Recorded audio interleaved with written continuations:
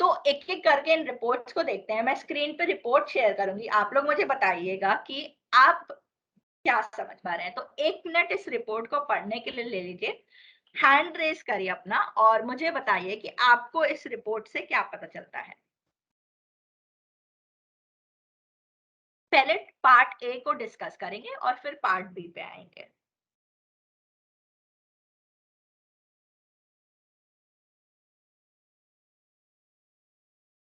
आप जब रेडी हो, आप अपना हैंड रेज़ कर सकते हैं।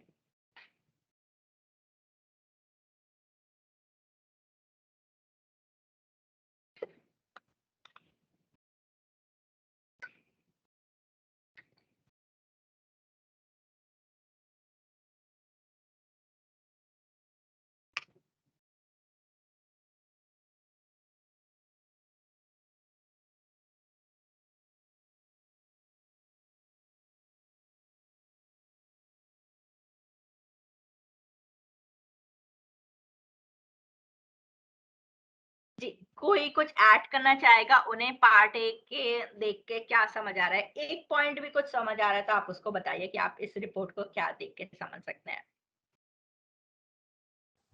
मैडम जो ऊपर पार्ट ए है वो टेबल के फॉर्म में है।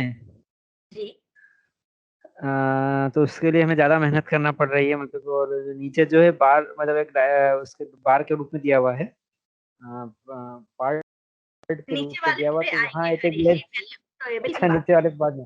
हाँ, ऊपर वाले से भी परफॉर्मेंस पता चल रहा है कि एवरेज कितना है, और ये लैंग्वेज में और मैथ्स के अंदर दिया हुआ क्लास 3rd और क्लास 6 के लिए, और नंबर ऑफ स्टूडेंट्स कितने हैं, एवरेज कितने परसेंटेज हैं।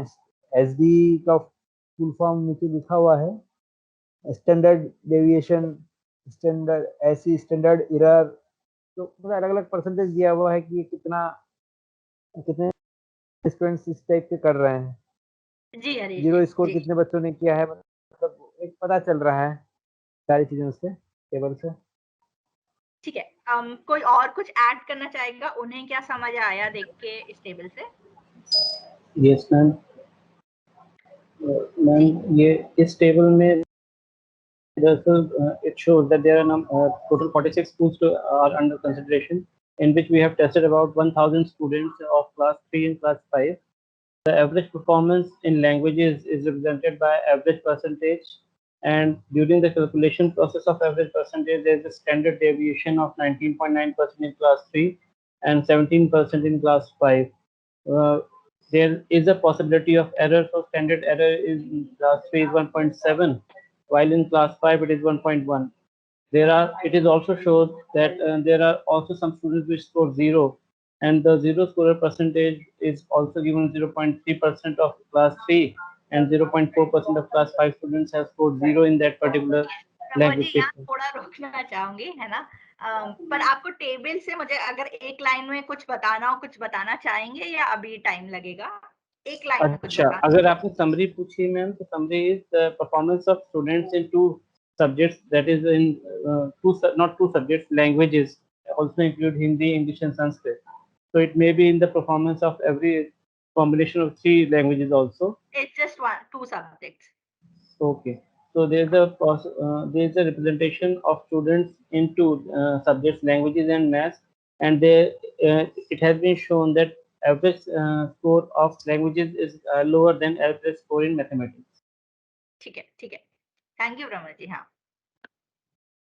कोई और पॉइंट है? नहीं तो मैं आगे बढ़ूँ अगर कोई और ऐड करना चाह रहा है कुछ? बस मैडम यही है कि जो मैथमेटिक्स में है वो एवरेज से 51.4 एवरेज से एवब है रिजल्ट क्लास 3rd में, और 5th में है 47.9 से एवब। ऐसे ही इसमें लैंग्वेज के जो सब्जेक्ट हैं उसमें क्लास 3rd में जो एवब एवरेज से जो एवब पर अपना जो रिजल्ट जाता है वो 46.5 है, और 5th में जो लैंग्वेज वाले सब्जेक्ट में एवब स्कोर है वो 45.6 है मैडम। ठीक है, ठीक है। करेक्ट, हाँ, वो सही है। सो हाँ अगर मैडम, हेलो। मेरा ये जी, इंटरप्रिटेशन है कि क्लास 3 में उनके लिए लैंग्वेज ज़्यादा डिफिकल्ट था, क्लास 5 तक आते आते उल्टा हो गया, रिवर्स हो गया। ऑर्डर, सारी डिफिकल्टी लैंग्वेज को जाए वो मैथ से चली गई। तो आप ये कह रहे हैं कि क्लास 3 से 5 में जाते जाते बच्चों की परफॉर्मेंस गिर रही है। हाँ, अच्छा ऑब्जर्वेशन है। ठीक है, पंकज जी ने बहुत सॉलिड ऑब्जर्वेशन किया है इसमें। इस पे दोबारा अभी 1 मिनट में आते हैं। तो आप जो ओवरऑल परफॉर्मेंस रिपोर्ट देख रहे हैं, इसमें से आपको पता चल गया कि कितने स्कूल टेस्टेड थे, कितने हर क्लास में कितने बच्चे थे, हर सब्जेक्ट में कितने बच्चे थे। जरूरी नहीं है ना कि हर सब्जेक्ट में सेम नंबर ऑफ बच्चे बैठे हैं। हो सकता है वो मैथ्स के एग्जाम के लिए आया था, पर लैंग्वेज के एग्जाम के लिए तबीयत खराब हो गई या कुछ हो गया, वो नहीं आ पाया, नहीं दिया उसने एग्जाम। ठीक है, ये अलग अलग चीजें हो सकती हैं। फिर इसमें आपने देखा एवरेज परसेंटेज है, तो हमें पता चल रहा है हर सब्जेक्ट हर क्लास कॉम्बिनेशन में कि बच्चों की एवरेज परफॉर्मेंस क्या है। ये तो सबको पता ही है। कल हम लोग ने जैसे क्वेश्चन की एवरेज परफॉर्मेंस की थी, तो हमने इसको देखा था। अभी आगे चल के हम ये भी देखेंगे कि उसको कैलकुलेट कैसे करा जा रहा है। स्टैंडर्ड डिविएशन भी है, हम उसके बारे में बात करेंगे। स्टैंडर्ड एरर बेसिकली हम बोलते हैं कि एरर होने की डेटा में चांसेस कितनी है। ये हम लोग सैम्पलिंग में भी आपको याद होगा मार्जिन ऑफ एरर लेके चलते थे कि इतना एरर होने का आगे पीछे डेटा में चांसेस है। तो हम लोग में भी कहते हैं क्योंकि ये लार्ज स्केल असेसमेंट है, तो थोड़ा बहुत ऊपर नीचे डेटा रहता है, राइट। तो it's not a perfect value कि इतना ही परसेंटेज सबका रहा है। आगे और डिस्कस करेंगे इस पे।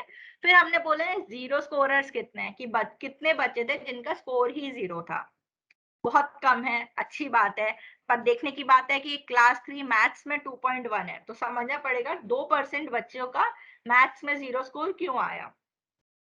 फिर उसके बाद हमें देखना पड़ेगा लो स्कोरर्स। लो स्कोरर्स भी काफी, अगर आप देखें लैंग्वेज में ऑलमोस्ट 19% तक पहुंच रहा है। मतलब 19% बच्चे इतना लैंग्वेज के पेपर में 20% से भी कम मार्क्स लाए हैं। तो वो देखना पड़ेगा कि कहाँ कमी रहती है। अब एवरेज परसेंट स्कोर हम हमारा देखेंगे तो ऑलमोस्ट 45 रहेगा। ये हमारे लिए उतना अच्छा रहेगा। हमें कोशिश है कि हमारा अबव एवरेज स्कोर भी बढ़े और अबव एवरेज वाले भी डिस्ट्रीब्यूशन है वो काफी आगे जाए। नेक्स्ट वाला ग्राफ कोई देख के बता सकते हैं कि क्या है।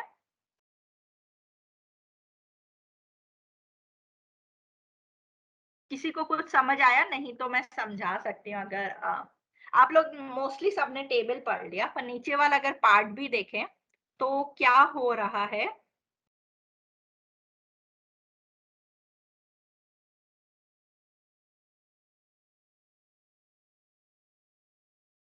ठीक है जी, राम बाबू जी। मैम नीचे वाले में तो है बच्चों की परफॉर्मेंस कितनी है, मतलब 28.7% बच्चों के 25% अंक आए हैं 0 से लैंग्वेज 25। में। 0 to 25। जी जी 0 जी, से एकदम 25। राम बाबू जी सही पढ़ा और है।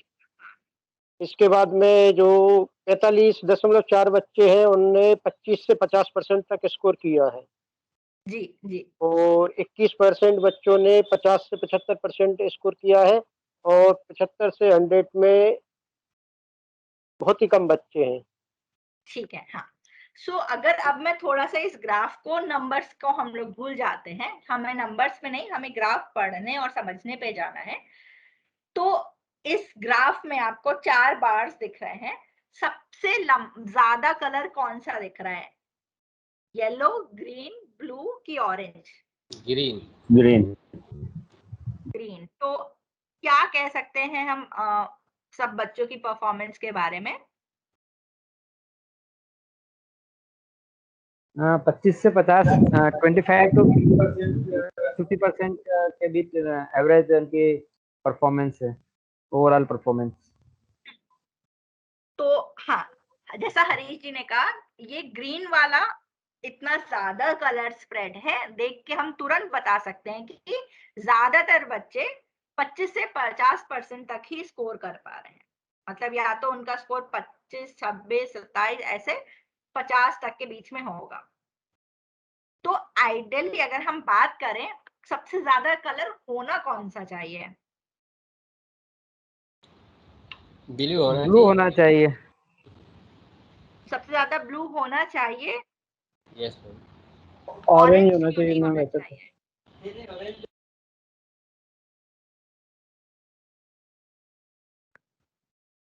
कोई बताएगा कि मतलब, और या अग्री और डिसअग्री कर सकते हैं, आप बता सकते हैं कि ऑरेंज क्यों होना चाहिए सबसे ज्यादा कलर या नहीं होना चाहिए? सबसे ज्यादा अल्टीमेट मोटिव तो ये है कि learning must be complete. That's why I agree with Pramod sir's view that orange must be the maximum.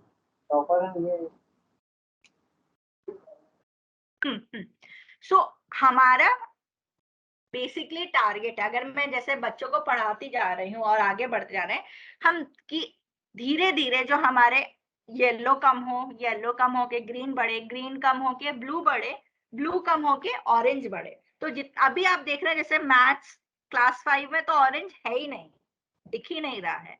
तो ये इधर शिफ्ट होना चाहिए कि धीरे धीरे धीरे ऑरेंज कवर करता जाए.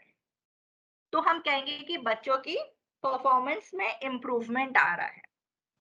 ये सबको समझ आया पॉइंट कि मतलब ऑरेंज बढ़ने का मतलब हमारा टारगेट ये है कि हम धीरे धीरे काम करें, पढ़ाएं, अपनी पढ़ाई में सुधार करें और ऑरेंज का ग्राफ बढ़े. जी शंकर जी, आप कुछ कहना चाह रहे हैं? यस मैडम, समझ में आया. I got your point. ठीक है. मैम इस चार्ट में एक चीज समझ नहीं आती, there is a lot of difference between marks attained by students, average marks attained by students in mathematics as compared to languages. क्योंकि मैथमेटिक्स में 59.3% है और 46.3% है लैंग्वेज में, और उसमें 75 से 100% के बीच में बच्चे गेन कर पा रहे हैं. लेकिन मैथमेटिक्स में एवरेज परफॉर्मेंस तो अच्छा है, लेकिन उसमें टॉप गेनर्स क्यों नहीं है? तो ये जिस प्रोजेक्ट का है ये काफी पुराना है, तो थोड़ा थोड़ा डिफरेंट सब्जेक्ट के हिसाब से आ सकता है, राइट. अब वहां पे देखना पड़ेगा, हो सकता है अगर ये डेटा मराठी लैंग्वेज का हो तो मराठी लैंग्वेज का पेपर जो टेस्ट होता है वो मराठी में ही होता है, तो उनके लिए घर की भाषा हो गई, वो पेपर हायर ले जाना उनके लिए इजी होता है. मैथ्स अब एक उनका क्लास 5th में नए कॉन्सेप्ट्स आ जाते हैं, बेसिक से काफी ऊपर चला जाता है, अलग अलग चीजें सीखने लगते हैं, तो वहां पे पढ़ाई की जरूरत होती है. वहीं मराठी का पेपर मराठी लिखने में जहाँ पे वो कहानियां पढ़ के समझ के उनको आंसर कर रहे हैं, तो उनके लिए टॉप स्कोरर वहां पे बनना आसान हो जाता है. जी मैम. ये थोड़ा मतलब आपको समझ आया पॉइंट, मतलब क्यों लैंग्वेज और मैथ्स में वो जी आ गया मैम. जी तो सब्जेक्ट पे भी डिपेंड करता है कि सब्जेक्ट है उसको कैसे पढ़ाया जा रहा है. पर यहाँ इस वाले केस में बहुत आई थिंक तो लैंग्वेज का यही होता है कि अगर वो लोकल लैंग्वेज है, उनकी मदर टंग है, तो उनके लिए इजी बन जाता है. अब यही अगर लैंग्वेज महाराष्ट्र में हिंदी पढ़ाई जा रही हो तो उनको थोड़ा सा डिफिकल्टी होगी, उनके लिए वो एक प्रॉपर सब्जेक्ट बन जाता है. अगर वही मराठी का पेपर होगा तो उनके लिए वो घर की लैंग्वेज हो गई, वो तुरंत कहानियां पढ़ के क्वेश्चन आंसर करना उनके लिए इजी हो जाएगा. ओके. ठीक है, अब आगे बढ़ते हैं.